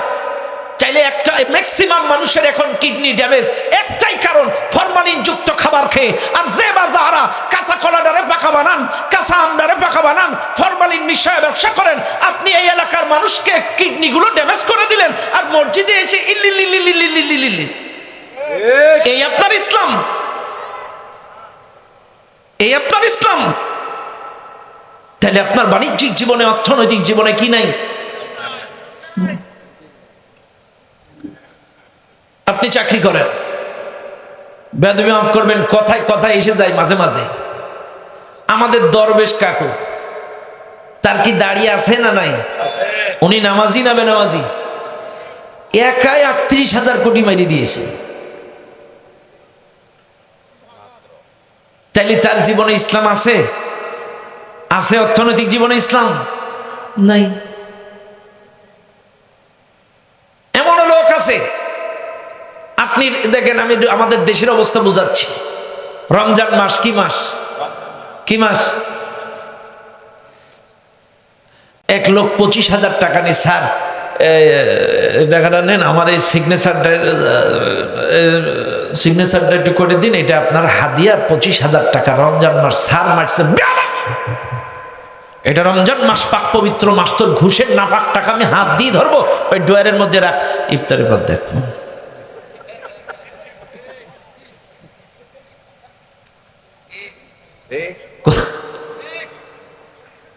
কথা বোঝা? আমি কিন্তু বোঝানোর জন্য বলছি, এটাই তো আমার ইসলাম। আজান দিলে জোহরের নামাজ পড়ে জামাতে, আবার ঠিকই ঘুষ নেওয়ার সময় এটাই তো ইসলাম। শোনেন, পবিত্রতা হচ্ছে দুই প্রকার। একটা হচ্ছে বাহ্যিক দেহের পবিত্রতা, শরীরের পবিত্রতা, আর একটা হচ্ছে আত্মার পবিত্রতা। বাহ্যিক পবিত্রতা হয় ওযু আর গোসলের মাধ্যমে, আর আত্মার পবিত্রতা হয় হালাল খাদ্য খাবারের মাধ্যমে। আপনার ওযু গোসল ঠিক, দেহ পবিত্র হয়ে গেল, কিন্তু সুদের টাকা, ঘুষের টাকা, দুর্নীতির টাকা খাইলে আত্মা নাপাক। নাপাক আত্মা দিয়ে যতই নামাজ রোজা করেন কাম হবে না। আত্মা এবং দেহ দুটোটাই পবিত্র করা লাগবে। শুনবেন দুনিয়ার মানুষ, তাহলে ব্যক্তি জীবনে ইসলাম, পারিবারিক জীবনে ইসলাম, অর্থনৈতিক জীবনে ইসলাম, এবার বলেন সামাজিক জীবনে, রাজনৈতিক জীবনে ইসলাম আছে না নাই? আছে, আছে, আছে। রাজনৈতিক জীবনে ইসলাম। আচ্ছা, শুনে নেন দুনিয়ার মানুষ, কথার কথা বোঝানোর জন্য বলছি। ভাইরা আমার, এখানে আপনাদের বাস টার্মিনাল কোন জায়গায়? বসুরহাট। বসুরহাটে চলে গেলেন, আমার বাজানের কথাই বলছি। বাজার নাম কি আপনার? আপনার নাম কি? আশরাফ আলী। আমার বাজানকে দিয়ে উদাহরণটা দিচ্ছি না, উনি সিনিয়র মানুষ। এই আপনার নাম কি? সুজন। হ্যাঁ, সুজন। আমার সুজন ভাই, মনে করেন বসুরহাট বাজারে গেছে, উনি যাবে ঢাকায়। কোন জায়গায় যাবে? কোন জায়গায় যাবে? কোথায় যাবে? এখন বসুরহাটে যে একটা চট্টগ্রামের বাসে উঠে বসে গেছে। চট্টগ্রামের বাসে উঠে সুজন ভাই দোয়া করছে, আল্লাহ ইন্নাল্লাহা মা'আস সাবিরিন, বিসমিল্লাহি তাওয়াক্কালতু আলাল্লাহ, সুবহানাল্লাযী সাখখারা লানা হাদা ওয়া মা কুন্না লাহু মুকরিনিন ওয়া ইন্না ইলা রাব্বিনা লামুনকালিবুন, বিসমিল্লাহি মাজরিহা ওয়া মুরসাহা, ইন্না রাব্বি লাগফুরুর রহিম, আস্তাগফিরুল্লাহ, লা হাওলা ওয়া লা কুওয়াতা ইল্লা বিল্লাহ, ইন্নাল্লাহা মা'আস সাবিরিন। আল্লাহ, জীবনের সব শুদ্ধ দোয়া পড়ে ফেলেছি, তুমি তো ধৈর্যশীলের সাথে আছো। আমি যাব ঢাকায়, চট্টগ্রামের বাসে উঠে গেলাম, সহি সালামতে আমারে চট্টগ্রামে পৌঁছায়া দাও। দোয়া কবুল হবে না কেন? যাবেন কোন জায়গায়? উঠছেন কোন বাসে? এই দোয়া কি কবুল হওয়ার সম্ভাবনা আছে? নেই। ও দুনিয়ার মানুষ, চট্টগ্রামের বাসে উঠে যদি ঢাকায় যাওয়ার দোয়া করলে কবুল না হয়, এই মাহফিলে যারা আছেন, আপনার বিবেক যদি বলে এই বাস ঢাকায় যাবে না, এখনো সময় আছে, নামেন, যেই বাস ঢাকায় যায় সেই বাসে ওঠেন, এরপরে দোয়া করেন, দোয়া কবুল হবে। উদাহরণটা দেওয়ার কারণ, ঢাকার বাসে, চট্টগ্রামের বাসে উঠে যদি ঢাকার দোয়া কবুল না হয়, এই দুনিয়ার মানুষ যেই গাড়িতে আপনারা আছেন, বিবেকের কাছে প্রশ্ন করেন, আমার এই গাড়িটা জান্নাতে যাবে কিনা? আপনার বিবেক যদি বলে না, এটা জান্নাতে যাবে না, এখনো সময় আছে, নামেন, যেই গাড়ি জান্নাতে যায় এই গাড়ি ধরেন। কোরআন আছে যেখানে, কোরআন নাই যেখানে, বাস। তাহলে জীবনের সব ক্ষেত্রে ইসলাম থাকা লাগবে। এর নাম দিন। দিনের অর্থ ইসলামী জীবন ব্যবস্থা। গোটা জীবনে যদি ইসলাম থাকে, আপনি জবাব দেবেন আমার দিন ইসলাম। ৩ নম্বর প্রশ্ন, তোমার নবীকে অথবা নবীর প্রতিচ্ছবি দেখানো হবে। এবার বলেন আমাদের নবীকে বলতে পারবেন? শোনেন, আপনাদেরকে বলে যায়, নবীর পরিচয় দিতে পারবে তারা নবীকে চিনতে পারবে তারা, নবীকে জানতে পারবে তারা, চিনতে পারবে তারা যারা নবীর ইত্তেবা অনুসরণ অনুকরণ করেছে। ও দুনিয়ার মানুষ, মনে রাখবেন, যদি আপনার দাড়িটা রাসূলুল্লাহর মতো হয়, আপনার টুপিটা রাসূলুল্লাহর মতো হয়, জুব্বাটা রাসূলুল্লাহর মতো হয়, খাওয়াটা রাসূলুল্লাহর মতো হয়, পড়াটা রাসূলের মতো হয়, ব্যবসাটা রাসূলের মতো হয়, বিচারটা রাসূলের মতো হয়, চাকরিটা রাসূলের মতো হয়, ব্যবহারটা রাসূলের মতো হয়, লেনদেনটা রাসূলের মতো হয়, জীবনের সব কিছু যদি রাসূলুল্লাহর ইত্তেবা অনুসরণ অনুকরণ যদি হয়, আপনি জবাব দিবেন আমার নবী মুহাম্মদুর রাসূলুল্লাহ।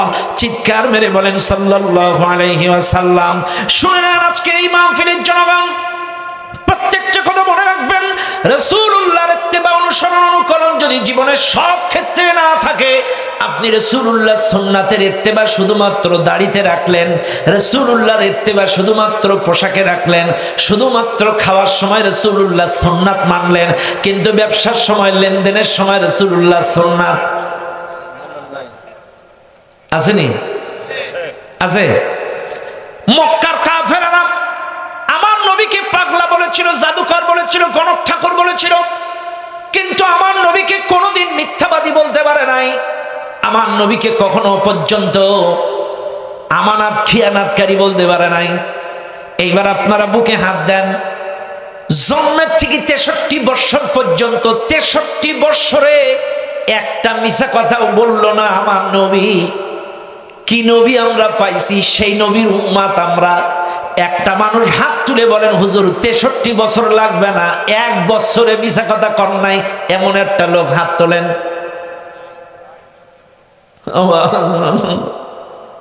আমরা আবার আশিকে রাসূল, কথা কথা, আমরা কি রাসূল? আশিকে রাসূল। দেখবেন রবিউল আউয়াল মাস আসলে, রবিউল আউয়াল এলে তোমারি গান গাই, রবিউল আউয়াল গেলে তোমায় ভুলে যায়।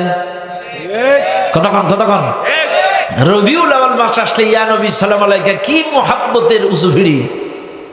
অথচ নবী আমার জন্মগত সত্যবাদী ছিল, এই আমলটা কয়জনা করেন? নবী আমার আমানতদার ছিলেন, কারোর হক নষ্ট করেনি। ছোট্টবেলায় মা হালিমাতুস সাদিয়া নবীজিকে নিয়ে গেলেন, ছোট্টবেলায় বাড়ি নিয়ে বুকের স্তনে দুধে মুখ লাগাইয়া দিলেন। নবী আমার ডান স্তনে মুখ লাগালেন, বাম স্তনে মুখ লাগাইনি। কেন লাগাইনি? আমার ভাই বোনেরা খাবে, আমার এই দুধ মা হালিমার তো আরো বাচ্চা আছে, তারা এই দুধগুলো খাবে, তাদের হকে হাত দেয়নি। এই ছিল আমার নবী। অথচ আমরা ভাই ভাইয়ের হক নষ্ট করি, ভাই বোনের হক নষ্ট করি। গতকালকে আমার যে মাহফিল ছিল, এক মাহফিলে বলছে হুজুর আমার প্রশ্নের জবাব দেবেন, ভাই যদি বোনের জমি ফাঁকি দিয়ে নামাজ রোজা হজ করে তা কি কবুল হবে? আমার কাছে ফতোয়া দিছে এক বোন গতকালকের মাহফিলে। বাপ, এই জন্য আপনাদেরকে বলছি, আমরা সেই নবীর উম্মত, কিন্তু আপনি কতটুকু অনুসরণ করেন? আরে দাড়ি টুপি তো আব্দুল্লাহ ইবনে উবাইয়েরও ছিল, দাড়ি তো আমাদের মোদি কাকুরও আছে। দাড়ি থাকলেই নবীর উম্মত। আমি দাড়িকে কটাক্ষ করছি না, বোঝানোর জন্য বলছি। শুধু দাড়িতে রাসূলের উম্মত হলে হবে না, শুধু লেবাসে রাসূলের উম্মত হলে চলবে না। জীবনের সব ক্ষেত্রে লাকাদ কানা লাকুম ফি রাসূলিল্লাহি উসওয়াতুন হাসানাহ, রাসূলুল্লাহর মধ্যেই রয়েছে আমাদের জন্য উত্তম আদর্শ। জীবনের সব ক্ষেত্রে রাসূলুল্লাহর আদর্শ আমাদেরকে মানা লাগবে। যদি সব জায়গায় রাসূলুল্লাহ সুন্নাতের ইত্তেবা, তার আদর্শ মানতে পারে, আপনি বলতে পারবেন আমার রাসূল মুহাম্মদুর রাসূলুল্লাহ সাল্লাল্লাহু আলাইহি ওয়াসাল্লাম। শুনে নেন নোয়াখালীর মানুষ, 3টা প্রশ্নের জবাব, প্রশ্ন যখন আপনাকে করা হবে, এই প্রশ্নের জবাব যারা দিতে পারবে, আজকে আপনাদেরকে বলে যায়, এই 3টা প্রশ্নের জবাব যারা দিতে পারবে তাদেরকে নেওয়া হবে ইন্নাল আবরার লাফি নাঈম, এদেরকে নাঈম নামক স্টেশনে নেওয়া হবে। এই মাহফিলে যারা আছেন একটু বুকে হাত দেন, ভালো করে বোঝার চেষ্টা করবেন। যদি প্রশ্নের জবাব দিতে পারেন আপনাকে নাঈম নামক স্টেশনে নেওয়া হবে। এই স্টেশনটার নাম হলো নাঈম। এটা জান্নাতের একটা টুকরা। কিয়ামত পর্যন্ত আপনাকে এই জান্নাতের টুকরার মধ্যে এর মধ্যে জান্নাতি নাজ নিয়ামত আলো বাতাস আপনাকে দেওয়া হবে, খেদমত করা হবে। ও দুনিয়ার মানুষ, এই প্রশ্নের জবাব দ্বারা দিতে পারবে, প্র্যাকটিক্যাল যারা থাকবে, আমি আবারও বলছি, রবের সাথে আদান প্রদান, লেনদেন, উঠা বসা, জীবনের সব ক্ষেত্রে যদি ইসলাম থাকে, 3 নাম্বার রাসূলুল্লাহ সুন্নাতের ইত্তেবা জীবনের সব জায়গায় যদি থাকে, এই 3টা প্রশ্নের জবাব দিতে পারলে আপনাকে জান্নাতের একটা স্টেশন, এইটার নাম নাঈম, কেউ বলেছেন ইল্লিন, এই নাঈমে বা ইল্লিনে নিয়ে আপনাকে কিয়ামত পর্যন্ত খেদমত করা হবে। জান্নাতের নাজ নিয়ামত আলো বাতাস এখানে পেয়ে যাবেন। ও দুনিয়ার মানুষ, আর যদি আপনি এই প্রশ্নের জবাব দিতে না পারেন, ভালো করে শুনে নেন। পজিটিভটা শুনে আপনারা খুশি হয়েছেন, কিন্তু নেগেটিভটা শুনে নেন। যে বা যারা এই প্রশ্নের জবাব দিতে পারবে না, এদেরকে এমন একটি টুকরায় নেবে, এটার নাম হলো ওয়া ইন্নাল ফুজ্জার লাফি জাহিম। জাহিম জাহিম জাহিম জাহিম নামক স্টেশনে আপনাকে নেওয়া হবে, ইমিগ্রেশনে আপনাকে নেওয়া হবে। এই জাহিম নামক ঘরের ভেতরে জাহান্নামের আযাব, গজব, ওখানকার চিৎকার, গন্ধ, সব কিছু এই স্টেশনে আপনি পেয়ে যাবেন। শুধু তাই নয়, আল্লাহ নবী বলেন, তিরমিজির বর্ণনা, এক একটা ওই স্টেশনে যারা জবাব দিতে পারবে না, এক একটা মানুষের জন্য 99টা সাপ বরাদ্দ হবে। 3 নামের সাপ, এক একটা সাপের 7টা করে মাথা। আমি আবারও বলি, শোনেন, একটা সাপ দেখলেই তাই আমাদের এমনি সংখ্যায় ওঠে, কি ভয়টা লাগে একটা সাপ, একটা মাথা দেখলে। কিন্তু কবরের মধ্যে যেই সাপটা আপনার জন্য 99টা বরাদ্দ হবে, একটা সাপের 7টা মাথা হবে। শুনে নেন, একটা সাপের 7টা মাথা, 99টা সাপ আপনার কবরের মধ্যে ওই সিজ্জিনে বা ওই জাহিমের মধ্যে বরাদ্দ করা হবে। আল্লাহর নবী বলেন, এই 99টা সাপ কিয়ামত পর্যন্ত আপনার কবরে দংশন করবে, কিয়ামত পর্যন্ত আপনার কবরে সবল মারবে। আহারে, এক একটা সবল যখন ওই সাপগুলো মারবে, আপনার শরীরের গোটা দেহের রক্ত, মাংস, চামড়াগুলো ঝলসে পড়ে যাবে। শুনে নেন দুনিয়ার মানুষ, গোটা দেহের রক্ত, চামড়া, মাংসগুলো ঝলসে পড়ে যাবে। আবার পুনর্গঠন হবে, আবার সবল মারবে, আবার গোটা দেহের রক্ত, মাংসগুলো ঝলসে পড়ে যাবে, আবার পুনর্গঠন হবে, আবার সবল মারবে। ওয়া মিন ওয়ারাইহিম বারযাখুন ইলা ইয়াউমি ইউবআসুন, কিয়ামত পর্যন্ত আপনাকে এখানে থাকা লাগবে। ওয়া মিন ওয়ারাইহিম বারযাখুন ইলা ইয়াউমি ইউবআসুন,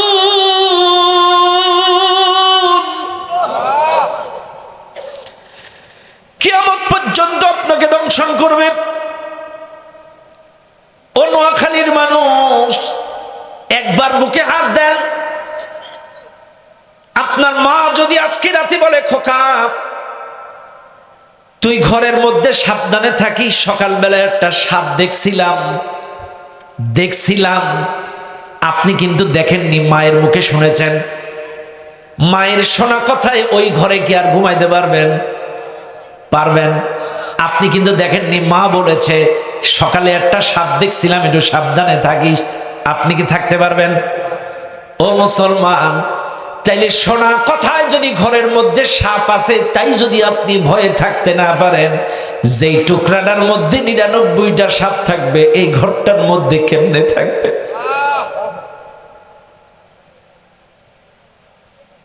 ব্যাস, আমি আর কবর নিয়ে কথা বলবো না। আমি আপনাদেরকে কবরের বাস্তব রূপরেখা আপনাদের সামনে তুলে ধরলাম।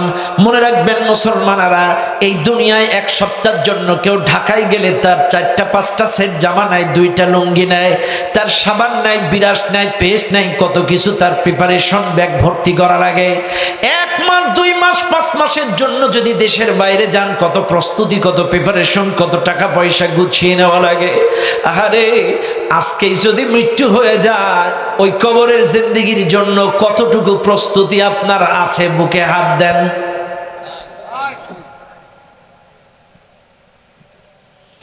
দুনিয়ার মানুষ, ৫ম নম্বর প্রশ্ন ছিল, ওমা তাদরি নাফসুম বিআইয়ি আরদিন তামুত, কার মৃত্যু কখন, কোথায়, কোন অবস্থায় হবে, এই দুনিয়া কোনো মানুষ বলতে পারে না। কার মৃত্যু কখন কোন জায়গায় কোন অবস্থায় হবে এই পৃথিবীর কেউ জানে না। ও মুসলমান, এই জন্য আপনাদেরকে আজকের এই মাহফিলে বলে যায়, মৃত্যুর খবর কিন্তু কেউ জানে না। এই জন্য সদা সর্বদা প্রস্তুতি গ্রহণ করবেন। মানুষ চিরকাল চিরদিন ভুল পথে, ভুল মতে, ভুল রাস্তায় থাকে না। এতদিন ভুল পথে ছিলেন, ভুল রাস্তায় ছিলেন, নামাজি ছিলেন না, ইসলামের পথে ছিলেন না। ফিরে আসেন, তওবা করেন, আল্লাহর পথে চলে আসেন, আল্লাহ আপনাকে মাফ করে দেবেন। শুনে নেন দুনিয়ার মানুষ, এবার আসেন, আমি কিন্তু বলেছিলাম 5টা প্রশ্নের জবাব আপনাদের দিব।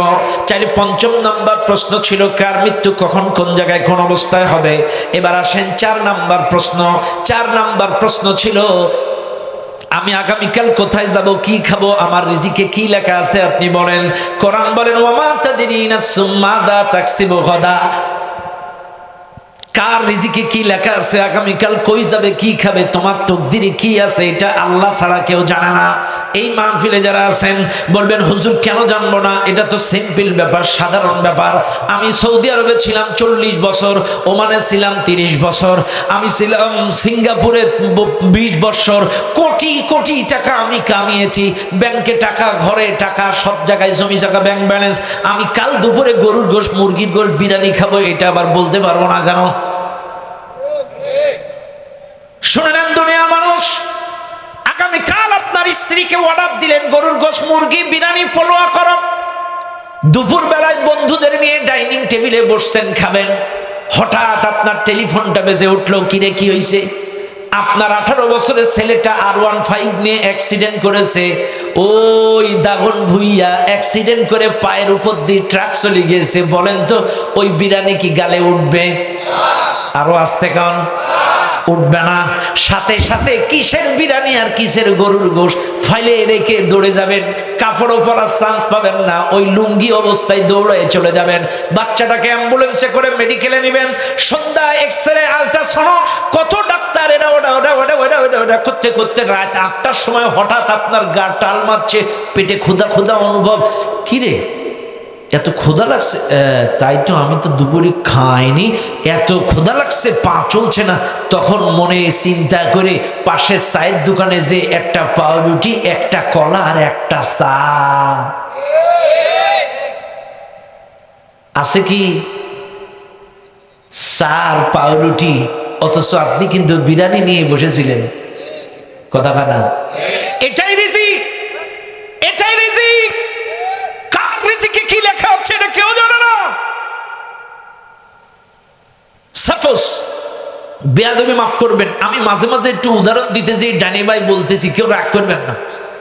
আমাদের ম্যাডাম সাবেক প্রধানমন্ত্রী যখন পালিয়ে গেছেন, ওনার বাড়ি কিন্তু মুরগির গোশত, পাঙ্গাস মাছ, গরম ভাত রান্না করা। খাইতে পারছিল? পারে নাই, কারণ ওনার রিজিক আছে কোন জায়গায়? এটাই রিজিক, এটাই রিজিক। কারণ রিজিক নিয়ে কেউ বাড়াবাড়ি করবেন না। কার কপালে কি লেখা আছে এটা কে জানে? খবরদার কখনো গর্ব অহংকার করবেন না। কার কপালে কি লেখা আছে এটা আল্লাহ ছাড়া কেউ জানে না। তবে হ্যাঁ, সদা সর্বদা যেখানে যে অবস্থায় থাকেন, যদি মালিকের কৃতজ্ঞতা স্বীকার করতে পারেন, আপনার রিজিকের বরকত বাড়ায় দিবেন কে? সব সময় আল্লাহর কৃতজ্ঞতা স্বীকার করবেন, বেশি বেশি শুকরিয়া আদায় করবেন, চাইলে সবকিছুতে বরকত দিবেন কে? আলহামদুলিল্লাহ, আলহামদুলিল্লাহ। ব্যাস, এটার ব্যাখ্যা আর দিলাম না। এবার আসেন 3 নম্বর প্রশ্ন। হারিস ইবনে হাফসা 3 নম্বর প্রশ্ন ছিল, হুজুর আমার বাড়ি স্ত্রীটা গর্ভবতী, আমার স্ত্রীর গর্ভে যে বাচ্চাটা আছে এটা ছেলে না মেয়ে, একটু বলে দেন। হ্যাঁ, প্রশ্ন কিন্তু সমসাময়িক সময়ের আলোকে, আবারও বলছি, প্রশ্ন কিন্তু সমসাময়িক সময়ের আলোকে, তৎকালীন সময়ের আলোকে প্রশ্নটা করেছিল। নবী বলেছিল ওমা ওয়ায়ালামু মা ফিল আরহাম, মায়ের রেহেমের ভেতরে 1 ফোঁটা পানির ভেতরে সন্তানটা যে দাঁড়ায়, এটা আল্লাহ ছাড়া এই পৃথিবীর কোনো মানুষ বলতে। তবে হ্যাঁ, সমসাময়িক প্রশ্ন কিন্তু ব্যাখ্যা কিন্তু সমসাময়িক আপডেট দেওয়া যায়। প্রশ্নটা হয়েছিল 1500 বছর আগে, এখন তো 1500 বছর পরে, এখন তো আর ওই যুগ নাই। সেই যুগে আল্ট্রাসাউন্ড ছিল না, কোনো আধুনিক মেশিন ছিল না, সেই যুগে ওই প্রশ্নটা পারফেক্ট ছিল, জবাবও ঠিক ছিল। কিন্তু এখনকার যুগে আল্ট্রাসাউন্ড আছে, কত আধুনিক মেশিন আছে, পেটে ধরলেই বলে দেয় তুমি ছেলের বাপ। কথা না? এখন কিন্তু আধুনিক প্রযুক্তি, মেশিন, কত সিস্টেম। এই জন্য এখন ব্যাখ্যাটা একটু আপডেট দিতে হবে, নাইলে আমাদের দেশে তো নাস্তিকের অভাব নেই। নাস্তিকরা পেশাল বাঁধতে পারে। হুজুর আপনি যে বললেন আল্লাহ ছাড়া কেউ জানে না, কিন্তু ওই যে ডাক্তারে বলে দেয় তুমি নানা হবা, তোমার ছেলে হয় না, ডাক্তার বলে কি, হ্যাঁ। এই জন্য ব্যাখ্যাটাও আপডেট দিতে হবে, নাইলে নাস্তিকদের মুখ চেপে ধরা যায় না। তাও আল্লাহ রহমতে একটা নাস্তিকের হাত থেকে বাঁচা গেছে। নিঝুম মজুমদারের টকশোর কারণে টিকা যাইতো না, আল্লাহ দিলে এখন আর এর এই বয়ান শোনা লাগছে না। কথা কথা এক একটা প্রশ্ন করতো জীবনে। নিঝুম মজুমদারের কাছে এই বাংলাদেশের কোনো আলেম ভালো না, একটা বক্তা ভালো, সেটা হচ্ছে গিয়াসউদ্দিন তাহেরি। এ ছিল ওর খাস লোক, তাছাড়া আর কেউ ভালো না। রতনে রতন সেনে, খেয়াল করেন। এখন আসেন আপডেট ব্যাখ্যাটা কি, এটা একটু নিয়ে নেন। আপডেট ব্যাখ্যাটা হলো, কারণ আপডেট ব্যাখ্যা কেন দিতে হবে? এই কারণে দিতে হবে, সেই সময় কোরআনে আল্লাহ বলেছিল মদ হারাম, কিন্তু গাজার কথা তো কই নেই। কথা না? এখন এই দুনিয়ার লোকজন বলবে হুজুর আপনি কি ফতোয়া দেন, মদ হারাম, গাজার কথা তো আল্লাহ কইনি, কাজে ওটা জায়েজ না। আপডেট ব্যাখ্যা দিতে হবে সমসাময়িক ইজমা কিয়াসের ভিত্তিতে, সমসাময়িক ওই মাদকের সাথে অ্যাডজাস্ট করে, ওতে কতটুকু অ্যালকোহল, কতটুকু ক্যাফেইন ছিল, ওইটার সাথে কন্টেস্ট করে বর্তমানে আপনাকে ফতোয়া দিতে হবে। যারা মুফতি ইফতা যারা পড়েছে, উসুলি ইফতা যারা পড়েছে, ফতোয়া কিন্তু সবাই দিতে পারে না। শোনেন একটা কথা বলে যায়, ফতোয়া কিন্তু ইচ্ছা করলে দেওয়া যায় না। আর অনেকে ফতোয়া বুঝেও না, না বুঝে ফতোয়া মেরে দেয়। ফতোয়া এমন একটা জিনিস, আপনি যদি না বুঝে ফতোয়া দেন, আপনার বউ তালাক হয়ে যেতে পারে। হ্যাঁ, আদ-দুরারু ইউজালু আল-আদাতু মুহাক্কামা, জরুরতের ক্ষেত্রে মাসলা পরিবর্তন হয়। একই ব্যক্তির মাসলা, একই মাসলা 12টা কারণে পরিবর্তন হয়। একটাই মাসলা কিন্তু পরিবর্তন হয় 12টা কারণে। এই কারণগুলো অনেকেই জানে না। শোনেন আপনাদেরকে বলি, ও মুসলমান যারা মুফতি, এদেরকে ফতোয়া দিতে গেলে যখন তখন জিয়ানে শিয়ানে ফতোয়া দিলে চলবো না। ফতোয়া দিতে গেলে হিসাব করে দেওয়া লাগবে। এখানে আম পাবলিক বেশি, মিডিয়াও আছে, বলতে গেলেও ভয় লাগে কার সাথে কি জোড়া লাগায় দেবে। নে হুজুর ভাইরাল। আমার এক ওয়াজে, বুঝছেন, এক ওয়াজে থাম্বনেইল দিয়েছে এক ইউটিউবার, যে ওয়াজের কারণে হুজুর 6 মাসে জেল আর 6 মাসে বাইরে। এখন মানুষ থাম্বনেইল যদি এটা দেখে, ভেতরে তো ঢুকবে যে কি ওয়াজ হুজুর করছে, একটু দেখা লাগবে। এমন এমন থাম্বনেইল দেয়, আশ্চর্য হয়ে যাবেন। ইউটিউবাররা জোড়াতালি মেরে এর সাল ওর সালে ঢুকায় দেয়। কথাক্ষণ ঠিক না বেটি? বেয়াদবি মাফ করবেন। এজন্য ইউটিউবার যারা মিডিয়া চালান, আপনাদেরকেও বলবো, কিয়ামতের আদালতে আপনাদেরকে আসামির যেমনি করে আপনারা ফজিলাত পান, এই সুস্থ সংস্কৃতি ইসলামী মাহফিলগুলো, ওয়াজগুলো, তাফসিরগুলো মিডিয়ার মাধ্যমে গোটা পৃথিবীতে যেমন মানুষের কাছে ছড়িয়ে দিয়ে দিন প্রচার করছেন, এটা যেমন আপনি সোয়াব পাচ্ছেন, একইভাবে যদি বক্তাদেরকে আপনার ভিউ বাড়ানোর জন্য যদি উল্টাপাল্টা থাম্বনেইল দিয়ে বক্তাদেরকে ও জাতির কাছে কলঙ্কিত করেন, এর জন্য কিয়ামতে আপনাকে আসামির কাতারে দাঁড়ানো লাগবে। কথা ঠিক না বেঠিক? এখন আসেন, কি জানো বলছেন, হ্যাঁ, ফতোয়া দিতে গেলে কখনো কখনো মুফতি সাহেবকে কিন্তু টেস্ট করা লাগতে পারে। টেস্ট না করলে তো আপনি বুঝবেন না এটার মধ্যে কি পরিমাণ। বারামান কাজে মনে রাখবেন, এখনকার আপডেট ব্যাখ্যা হলো, সেই জামানায় আধুনিক কোন মেশিন প্রযুক্তি ছিল না। প্রশ্ন ছিল আমার স্ত্রীর গর্ভের বাচ্চাটা কি ছেলে না মেয়ে, বলে দেন। আল্লাহ তৎকালীন সময়ের জন্য প্রশ্নের জবাব দিলেন, ওয়া ইয়ালামু মা ফিল আরহাম, মায়ের রেহেমের ভেতরে এক ফোঁটা পানির ভিতরে যেই সন্তানটা দাঁড়ায়, এটা ছেলে না মেয়ে আল্লাহ ছাড়া কেউ জানে না। তবে হ্যাঁ, এটা কিন্তু বাস্তব, আমাদের দেশে এখন বর্তমানে আল্ট্রাসাউন্ড মেশিন আছে, এরা বলে দেয়। তবে বলে ঠিকই, এরা এক ফোঁটা পানির ভেতরের খবর বলতে পারে না। এরা বলে 3-4 মাস 5 মাসে যে বলে আপনার ছেলে হবে না মেয়ে হবে। এই জন্য নাস্তিকরা যাতে ভুল ধরতে না পারে, সমসাময়িক ব্যাখ্যা হবে, হুজুর আমার স্ত্রীর গর্ভের যেই বাচ্চাটা আছে এটা দিনদার হবে না বদকার হবে, আপনি একটু বলে দেন। কথা ক্লিয়ার? প্রশ্ন শেষ। এবার আসেন 2, দুই নম্বর প্রশ্ন, হারিস ইবনে হাফসা প্রশ্ন করেছিল, হুজুর এই যে বৃষ্টি বর্ষণ হয়, ঝড় তুফান হয়, বিদ্যুৎ চমকায়, এই বৃষ্টিটা কখন কোথায় কোন স্থানে হবে একটু বলে দেন। ওয়া ইউনাজ্জিলুল গায়ব, কখন কোথায় বৃষ্টি হবে? নোয়াখালী হবে না সিলেট হবে, চট্টগ্রাম হবে না কক্সবাজার হবে, কোন জায়গায় কখন কোন মুহূর্তে বৃষ্টি হবে এটা আল্লাহ ছাড়া এই দুনিয়ার কোনো মানুষ বলতে পারে না। এই আপনারা বলেন 30 তারিখে আপনাদের বৃষ্টি হয়েছে? এই জানুয়ারি 30 হয়েছিল, কিন্তু সিলেটে কিন্তু বৃষ্টি হয়েছে। আমি সিলেটে ছিলাম, 30-এও বৃষ্টি হয়েছে, 31-এও বৃষ্টি হয়েছে।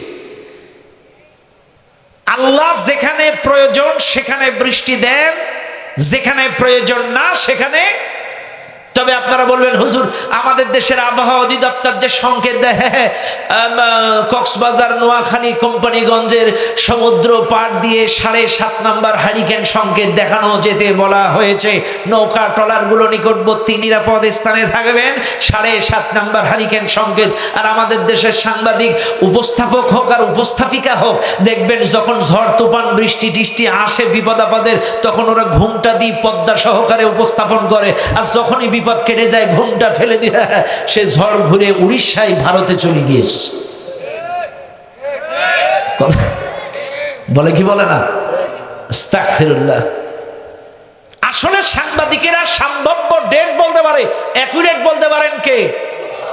আল্লাহ যেখানে প্রয়োজন সেখানে বৃষ্টি দেন, যেখানে প্রয়োজন না সেখানে বৃষ্টি। তবে মনে রাখবেন, বৃষ্টি ছাড়া জমি উর্বর হয় না, বৃষ্টি ছাড়া জমির ফসল হয় না। ওয়ানজালা মিনাস সামাই মাআ ফাআখরাজা বিহি মিনাস সামারাতি রিজকাল লাকুম, আমি আল্লাহ আসমান থেকে বৃষ্টি বর্ষণ করি বলেই ফসলের মাধ্যমে এই জমিন থেকে তোমাদের রিজিকের ব্যবস্থা হয়। সুবহানাল্লাহ বলবেন না? আমি আল্লাহ বৃষ্টি বর্ষণ করে এই জমিন থেকে ফসলের মাধ্যমে তোমাদের রিজিকের ব্যবস্থা করি। কখনো ধান, কখনো আলু, কখনো পটল, কখনো সরিষা, কখনো গম, কখনো ভুট্টা, একই মাটি, সিজনালি ফল। সুবহানাল্লাহ বলেন। প্রথম প্রশ্ন, 4টি প্রশ্ন পাইছেন। লাস্ট প্রশ্ন, প্রথম প্রশ্ন, কিয়ামত কখন হবে, কোন দিন হবে, কোন সময় হবে? আল্লাহর কোরআন, ইন্নাল্লাহা ইনদাহু ইলমুস সাআহ, নিশ্চয় কিয়ামতের ইলমটা আমার আল্লাহর আছে।